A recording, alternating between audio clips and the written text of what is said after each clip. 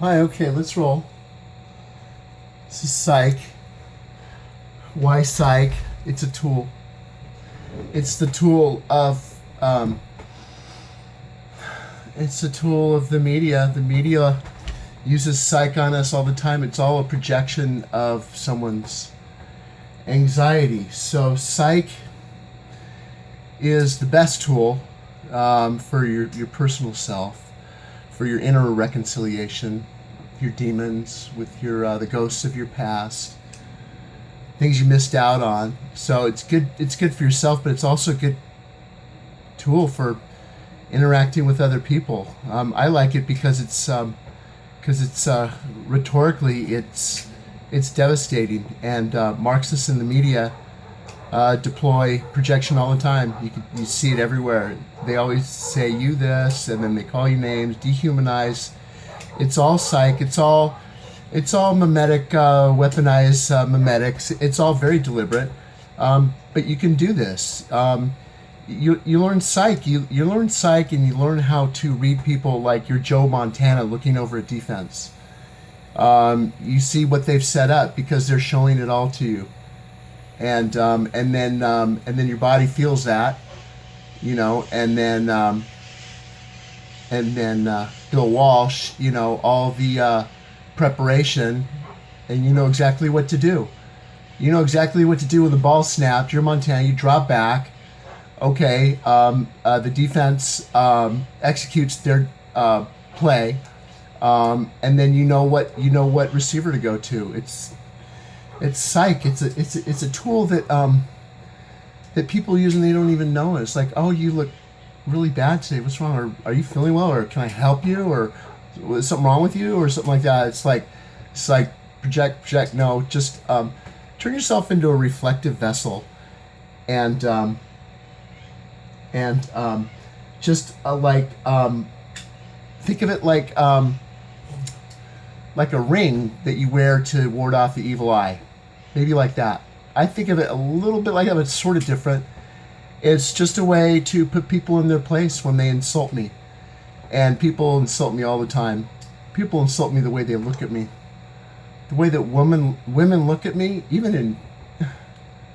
Forget it. I'm going to come hard at psych all the time.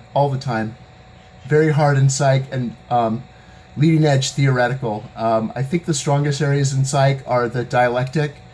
There are also neurofeedback platforms, many of them. Brain Paint. This is a protocol that does an EEG, and then you've already told the protocol that I'm anxious. It's actually some of these therapies are clinically approved on insurance boards for neurofeedback is on the boards for ADHD.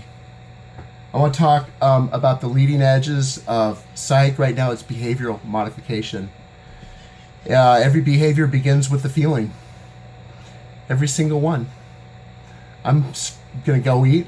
I'm hungry. That's a feeling. I'm gonna look out the window.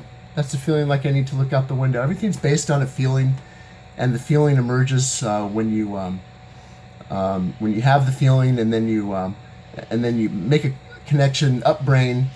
Let's do something. Let's move.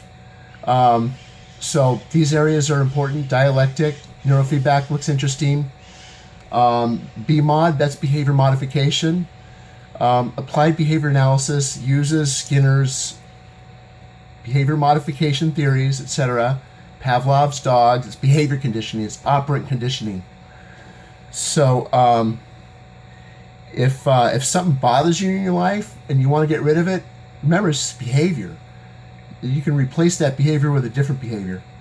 So the neat thing that we've seen lately is polyvagal theory. This is hardcore. This we have more neurons in our chest than we do in our brain. We have neurons all over our body because we're living receptors. Nobody wants to hear from you really nobody wants to hear from you. Nobody wants to hear from me. It's just we're all brushing up against each other. We have to figure out, what do we do when we have these inevitable conflicts? What happens when somebody gets 3 feet away from me? They're in my personal space. Now I'm reading them. And that's the key, really. If you want to be happy, you have to get the things out of your life that make you unhappy, including people sometimes. Polyvagal theory. This is not a theory. This is going to be big because it's being used in therapies. And I'll just read you from the jacket. The autonomic nervous system is neglected and dismissed as primitive, but it takes center stage as the focus of exploration in this significant work. The most important names in our understanding of interpersonal trauma are represented here as they explain Porges' polyvagal theory and its influence on understanding behavior and psychological processes.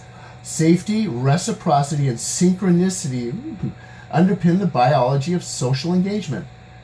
This is a social skill. Continue to create the substrate for healing trauma. All of this is elegantly explained in this book. I've been traumatized. I was traumatized by my mother, but that brings up the cortisol from when you're little. Extra cortisol when you're little, down the line, it makes you a little jumpy. So I understand that. That's a startle reflex on me. That's polyvagal. It goes right to polyvagal. Eventually, it goes to your nervous system. It's like flipping on and off a light. Just learn your psych because there are applications of psych that are beneficial to everyone. I like polyvagal. I like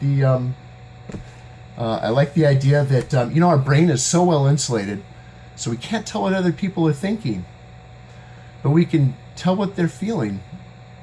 On that level, on the polyvagal level, on the nerve ending level, the sensuous level, we can tell. It's a glorious gift. And hitch a ride. Woo woo! We're gonna do a lot of psych. Okay, bye. Out of this.